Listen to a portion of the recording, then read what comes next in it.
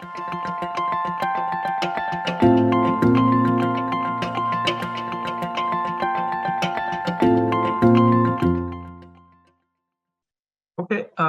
bonjour à tous.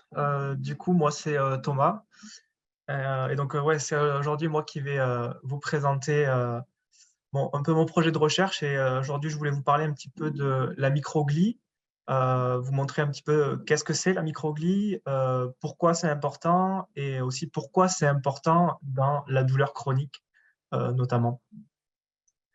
Donc, ouais, tout d'abord, juste pour vous présenter d'un peu de là où je viens, je viens de France. Je viens d'une petite ville, Agen, qui est dans le sud-ouest de la France, et c'est entre Bordeaux et Toulouse. Euh, je vais juste mettre mon pointeur, comme ça vous allez pouvoir voir. Et donc, ouais, c'est une petite image de ma ville, et on est surtout connu pour nos pruneaux, les pruneaux d'Agen, et pour le rugby aussi.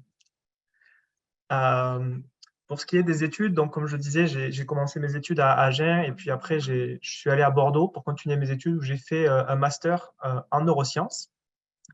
C'est un peu là-bas où j'ai commencé la recherche finalement, où j'ai fait mes premiers stages et notamment un projet de recherche qui était de développer un modèle de souris où on a un récepteur qui est P2X4. Je vais vous en parler un petit peu plus tard dans la présentation pour vous expliquer un petit peu à quoi ça sert, etc. Mais donc ce récepteur-là était exprimé comme dans les conditions pathologiques et qui est notamment le cas en douleur chronique.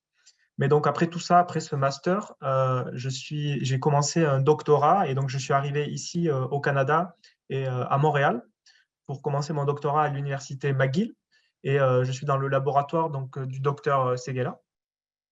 Et donc évidemment, mon projet de recherche, ça porte sur la douleur chronique et notamment sur la microglie. Et du coup, ce qui est bien, c'est que ce projet est plutôt en continuité avec mon projet de master, essayer de creuser un petit peu plus ce sujet qui est très important. Et juste avant de commencer aussi, je voulais vous donner un petit peu c'est quoi mon rapport à la douleur. Finalement, il y a mon père qui ressent aussi beaucoup de douleur de manière assez quotidienne au niveau du dos et du genou surtout.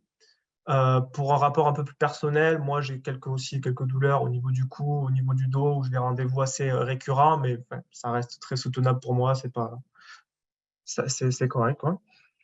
Mais donc ça reste quand même tout ça pour dire que c'est quand même un sujet qui est plutôt présent aussi dans ma famille.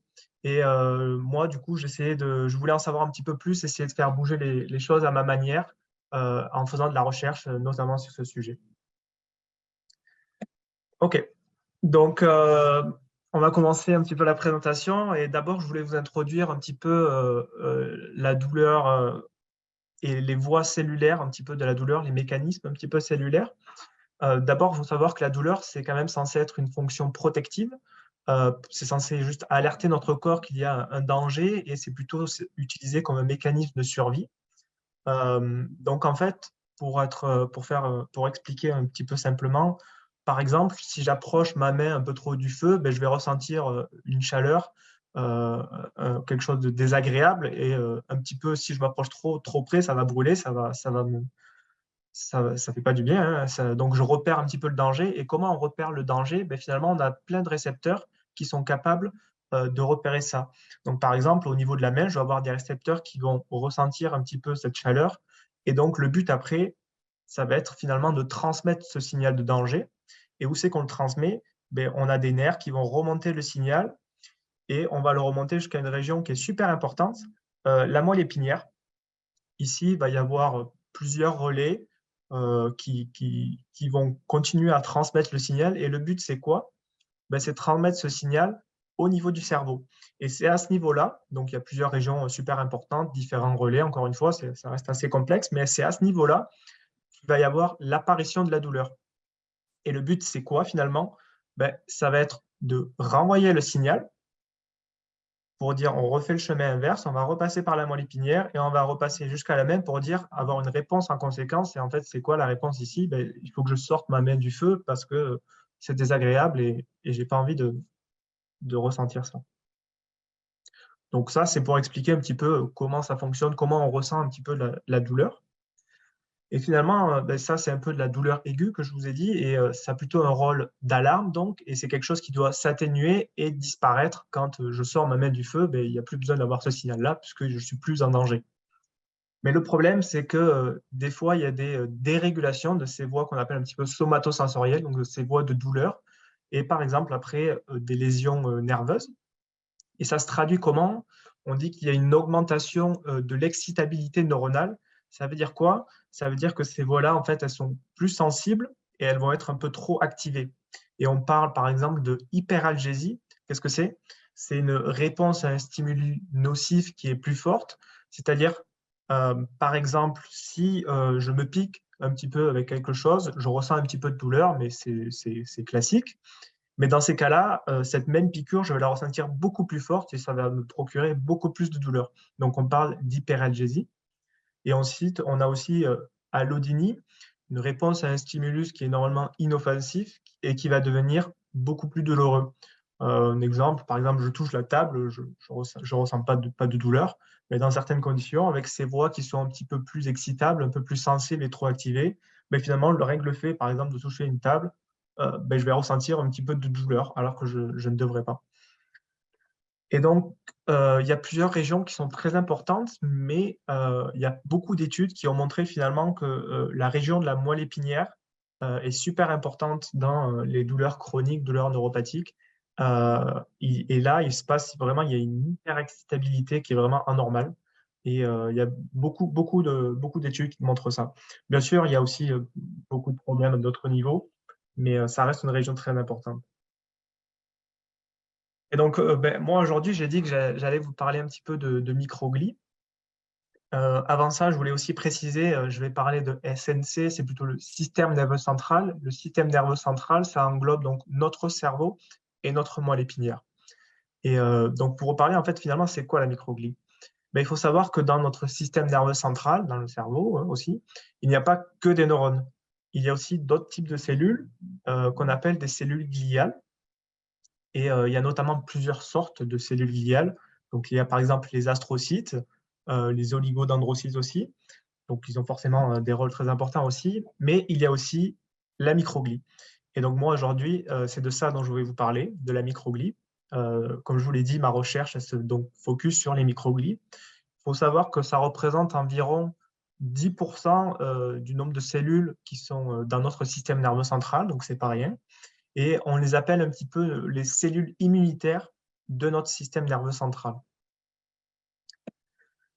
Donc, la microglie, c'est bien, mais ça sert à quoi? C'est important pourquoi? Ben, en fait, on dit que la microglie, finalement, c'est assure l'homéostasie. Qu'est-ce que ça veut dire ça? Ça veut dire on essaie d'assurer l'équilibre, c'est-à-dire on s'assure que tout va bien d'un point de vue physiologique dans l'environnement de la microglie, donc dans notre système nerveux central. Et en fait, la microglie, elle est constamment en train de bouger et elle est toujours en mouvement. Et son but, elle est toujours en surveillance, qu'on appelle. Elle essaie de s'assurer que tout va bien. Donc, elle surveille l'environnement. Hop, OK, tout va bien, c'est bien. Mais voilà, elle est aussi là pour détecter, par exemple, s'il y a un stimulus inflammatoire, quelque chose qui ne va pas, mais c'est elle qui va pouvoir détecter ce stimulus-là.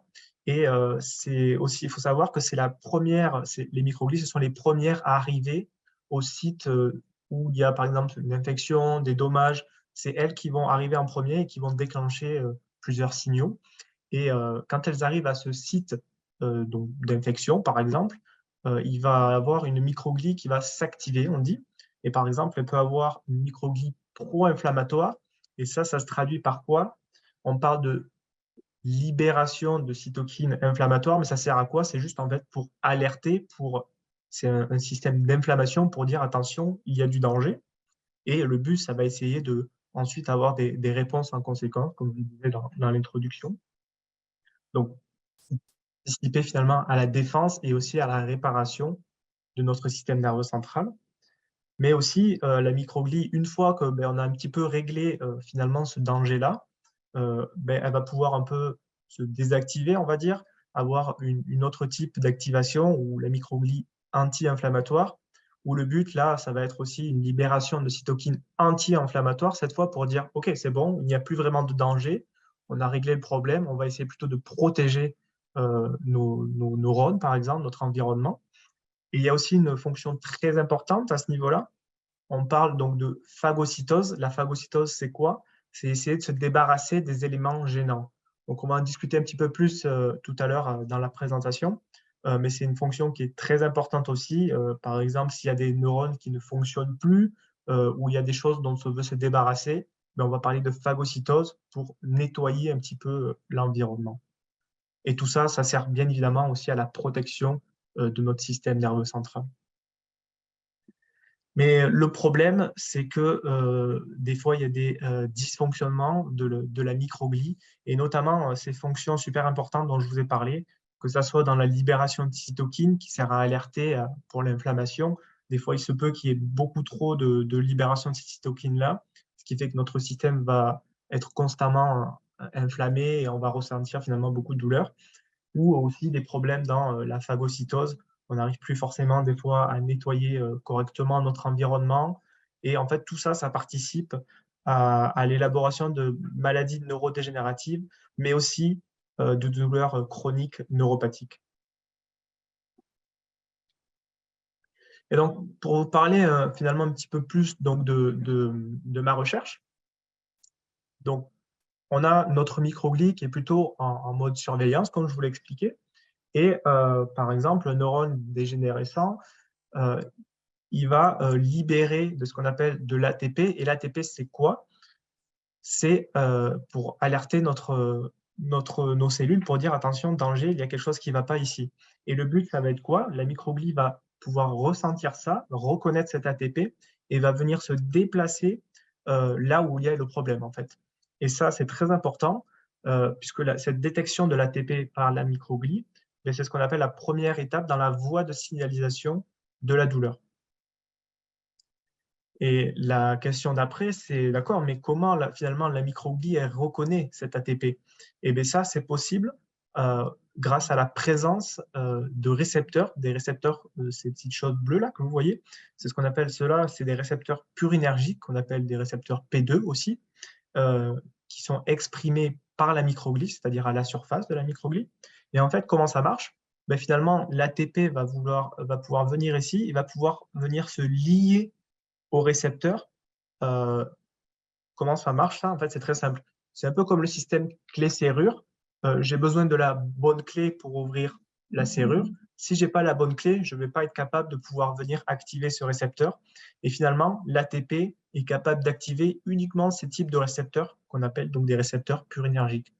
Le but, c'est quoi? C'est donc d'activer ces récepteurs et ça va engendrer quelques mécanismes. Donc, on va en discuter juste après. Juste un point pour aussi ces récepteurs purinergiques. C'est quand même une grande famille. Il y a beaucoup de rôles super importants qui sont euh, faits par ces récepteurs-là. Et donc, ils sont composés de récepteurs P2X et aussi de récepteurs P2Y. Et en fait, vous pouvez voir, c'est quand même une grande famille. Il y a quand même pas mal de récepteurs P2X, pas mal de récepteurs P2Y. J'avais mis quelques-uns en rouge. Et donc, P2X4, P2X7, P2Y6 et P2Y12, finalement, ce sont ces récepteurs-là qui sont exprimés par la microglie. Et il y a beaucoup d'études qui ont montré que finalement, ces récepteurs donc purinergiques qui sont présents dans la microglie, ils ont des rôles super importants, et notamment dans la douleur. Donc, pour parler un petit peu de ces récepteurs-là, on a le récepteur P2X4. Et en fait, ce qui se passe, c'est que dans des conditions normales, ce récepteur-là, P2X4, il est exprimé donc à la surface de la microglie, mais plutôt en faible quantité. Par contre, une différence majeure, c'est qu'en conditions pathologiques, et donc c'est le cas en douleur chronique neuropathique, on a une grosse expression de ces récepteurs P2X4 à la surface de la microglie. Et ça, finalement, ça va engendrer des problèmes puisque ces récepteurs-là vont pouvoir être activés donc, par l'ATP. Et ensuite, ça amène à des mécanismes assez complexes, mais qui va amener finalement à une libération de BDNF. En fait, tout ça, c'est pour dire que ça va activer d'autres types de récepteurs qui vont engendrer d'autres réponses. Et au final, ça se traduit par une diminution de neurones inhibiteurs et aussi une augmentation de neurones excitateurs. Et tout ça, c'est pour dire quoi? En fait, finalement, ben, il va y avoir une hyperexcitabilité. Et c'est comme ce que je vous disais dans l'introduction, une hyperexcitabilité, ben, c'est un problème qui se passe notamment dans les douleurs chroniques neuropathiques. Et juste pour confirmer que ce récepteur-là est super important dans la douleur aussi, euh, des antagonistes de P2X4, ça permet de réduire la douleur. C'est quoi des antagonistes en fait? C'est un moyen de bloquer les récepteurs donc P2X4. Comment ça fonctionne? En fait, c'est juste par exemple une molécule qui va venir se lier au récepteur ici. Et si j'ai une molécule qui vient se lier et donc bloquer le récepteur, mais finalement, l'ATP ne va plus être capable de venir se lier à ce récepteur-là et donc ne va plus être capable de venir activer ces récepteurs et donc finalement cette voie après qui suit cette activation. Et ça a été montré que ben, finalement on est capable de réduire un petit peu la douleur en bloquant ces récepteurs-là. Ensuite, on a aussi les récepteurs P2X7. Encore une fois, il a été montré qu'il y a une surexpression de ces récepteurs P2X7 dans des conditions de douleur neuropathique. Comment ça fonctionne aussi, et il y a un rôle super important, c'est qu'il faut une grosse quantité, une grosse concentration d'ATP pour activer ces récepteurs P2X7. Et en fait, ça va amener à pareil, un mécanisme assez complexe, mais qui va amener à une libération de cytokines pro-inflammatoires, de cytokines interleukine 1 bêta, comme on appelle. Et ça, comme je vous le disais dans mon explication, dans mon schéma un peu plus tôt, avec des rôles de la microglie, ben, ça va amener à de l'inflammation et ça va aussi amener à de la douleur. Et encore une fois, il a été montré que des antagonistes donc de P2X7, cette fois où on vient bloquer les récepteurs P2X7, c'est aussi capable de réduire la douleur. Ça montre aussi que finalement ces récepteurs P2X4 et P2X7, donc avec ces voies cellulaires, où ces voies sont un peu trop activées, il y a trop de libération de cytokines, par exemple, et tout ça, finalement, ça amène à un maintien de la douleur qu'on peut ressentir finalement. Un dernier récepteur dont je voulais vous parler, c'est le récepteur P2Y6 aussi dans la microglie. Et il est aussi en condition, en douleur neuropathique, finalement, il y a une surexpression de ce récepteur à la surface des microglies. Et lui, son rôle, ben, c'est la phagocytose. Et donc, comme je vous disais, c'est une fonction super importante où le but, c'est se débarrasser un petit peu des éléments gênants. Et bon, pour faire un schématique de l'explication de la phagocytose, finalement, par exemple, on a ces petites billes là. Ça peut être par exemple des débris cellulaires ou n'importe. On veut essayer de se débarrasser de ça. Donc la cellule microglie va pouvoir venir ici, donc va être activée. On va activer ces récepteurs P2Y6 qui sont à la surface de notre microglie. Et finalement, ça va engendrer un mécanisme où peu à peu, on va venir englober ces petites billes là qu'on va se débarrasser et on va venir les manger un petit peu et ensuite les digérer pour les faire disparaître. Et donc ça, c'est une fonction super importante aussi. Et encore une fois, ben, quand on met des antagonistes de P2Y6, on est capable aussi de réduire un petit peu la douleur. Donc finalement, ces récepteurs-là, ces récepteurs purinergiques, et notamment P2X4, P2X7 et P2Y6 en microglie, ben, ça peut être des cibles thérapeutiques. Le problème, c'est qu'on a essayé d'avoir justement des antagonistes pour bloquer sélectivement ces différents récepteurs et essayer de bloquer ces sensations de douleur. Le problème, c'est qu'il y a souvent aussi quelques effets secondaires où ça ne fonctionne pas à 100% dû à ce que finalement ces antagonistes-là ne sont pas assez sélectifs. On n'est pas capable de cibler vraiment juste ces récepteurs-là.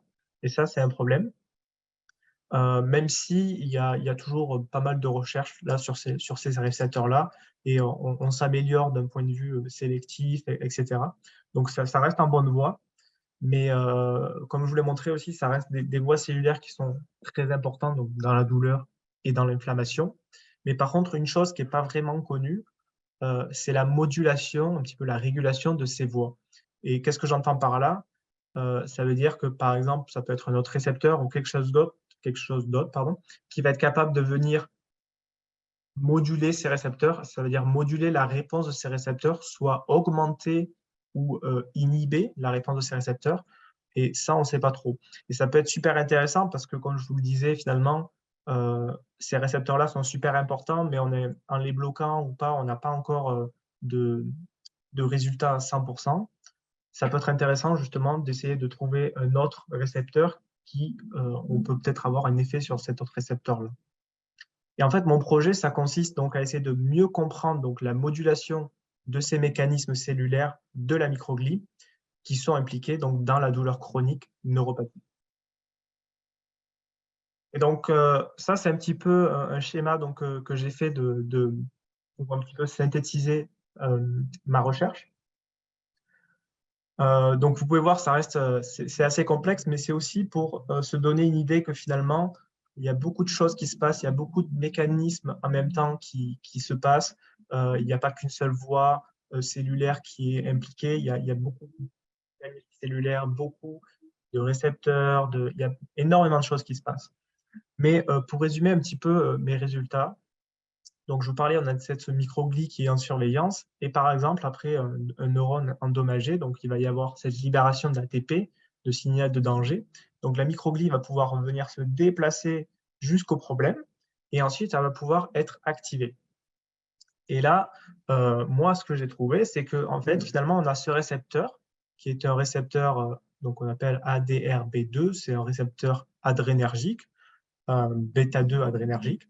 Et en fait, ce que je montrais, c'est que ce récepteur-là, il est capable d'inhiber le récepteur P2Y6 et il est capable aussi donc d'inhiber la fonction de ce récepteur qui est la phagocytose. D'accord? Qu'est-ce que ça veut dire ça? Ça veut dire que ce récepteur bêta-2 peut venir moduler la réponse de P2Y6. Et ça, pourquoi c'est super intéressant? Parce que, comme je vous le disais, le récepteur P2Y6, si on met des antagonistes de ces récepteurs, on est capable un petit peu de diminuer la douleur. Mais encore une fois, en termes de sélectivité pour bloquer ce récepteur-là, ce n'est pas encore ça. Mais par contre, peut-être qu'on pourrait agir sur ce récepteur qui est en amont de la réponse de P2Y6 pour venir inhiber ce récepteur-là. Donc, je ne sais pas si j'ai été très clair, mais enfin, si vous avez des questions après, on pourra en discuter un peu plus. Et une autre partie finalement de mon projet, ça concerne donc le récepteur P2X7. Et est-ce que je montre finalement s'il y a certains mécanismes qui se trouvent dans la microglie, notamment on parle de adénylate cyclase. Ces mécanismes-là finalement seraient capables de venir potentier donc la réponse de P2X7, c'est-à-dire augmenter sa réponse. C'est un projet qui est toujours en cours, donc je suis toujours en train de travailler dessus pour voir finalement si on peut avoir un effet aussi sur la libération de cytokines. Et comme je vous l'expliquais, la libération de cytokines, c'est très important pour déclencher donc l'inflammation et aussi la douleur. Et il y a des fois trop de libération de cytokines. Et donc, si on est capable avec ce mécanisme-là d'avoir un effet sur la libération de cytokines, à la place d'essayer d'agir sur P2X7 où il semble que ça a l'air un petit peu compliqué, on pourrait peut-être agir aussi, encore une fois, en amont avec ces mécanismes-là, essayer de bloquer peut-être ces mécanismes-là pour essayer de réduire l'activité de P2X7 et donc avoir un impact sur la libération de cytokines. Donc, ça, c'est pour un petit peu mon projet. Donc, j'ai différents projets, mais c'est un petit peu le but de tout ça, essayer d'un petit peu mieux comprendre ce qui se passe d'un point de vue cellulaire, donc au niveau de la microglie, avec tous ces mécanismes qui sont très complexes. Mais c'est un petit peu essayer voilà, d'essayer de mieux comprendre et en comprenant un petit peu mieux, on peut peut-être essayer d'agir à différents endroits pour essayer finalement à la fin d'essayer de trouver quelque chose de concluant en point de vue d'un traitement. Juste pour finir aussi, juste pour vous dire à quel point finalement les microglies, c'est quelque chose de super important et c'est quelque chose qui est de plus en plus étudié, notamment dans les différents laboratoires et on se rend compte de l'importance finalement de la microglie, comme quoi il n'y a pas que les neurones, même si ça reste très important, bien évidemment. Il y a pas mal d'études précliniques finalement qui visent les microglies pour essayer d'avoir cet effet protecteur. Et juste, je voulais juste vous donner quelques différents traitements qui pourraient être utilisés aussi. Il y a certains On pourrait utiliser l'aminocycline, qui permet finalement en fait d'inhiber l'activation des microglies. Et ça a été montré donc pour réduire les douleurs neuropathiques. Et c'est notamment utilisé pour des patients qui souffrent donc de sciatique ou aussi des patients qui souffrent donc de diabète avec des symptômes neuropathiques. Il y a différents autres drogues qui peuvent être utilisés, comme la rosiglitazone, qui serait un modulateur de la microglie. Et ça permet de faire passer la microglie donc pro-inflammatoire donc qui libère plein de cytokines avec l'inflammation et de la douleur, à plutôt une microglie anti-inflammatoire qui permet plutôt finalement de protéger un petit peu notre environnement. Donc il y a celle-là aussi. Il y en a encore deux autres ici là avec ces noms-là qui sont on parle plutôt d'inhibiteurs de P38 kinase. Qu'est-ce que c'est? C'est encore un autre type de mécanisme qui est impliqué et ce mécanisme sont super importants puisqu'ils sont impliqués dans l'inflammation. Et c'est encore des traitements qui sont encore en train d'être testés d'un point de vue préclinique, mais ils pourraient être utilisés dans les cas de douleurs neuropathiques et aussi d'arthrite. Donc il y a encore plein d'autres différents traitements qui sont en train d'être étudiés et utilisés pour essayer justement d'essayer de trouver de meilleurs traitements, parce que vous devez certainement le savoir, en ce moment, on a des traitements qui utilisent plutôt les opioïdes et qui finalement ne marchent pas si bien que ça. Donc on essaye toujours de trouver quelque chose, une manière d'améliorer un petit peu ça et d'avoir de meilleurs résultats sur ces traitements-là. Ouais, donc c'était tout pour moi. Donc je voulais juste un peu vous parler un petit peu présenter un autre type de cellules, ces cellules microgliales, qui sont vraiment très importantes. Et donc ouais, si vous avez des questions, n'hésitez pas et j'essaierai d'y répondre.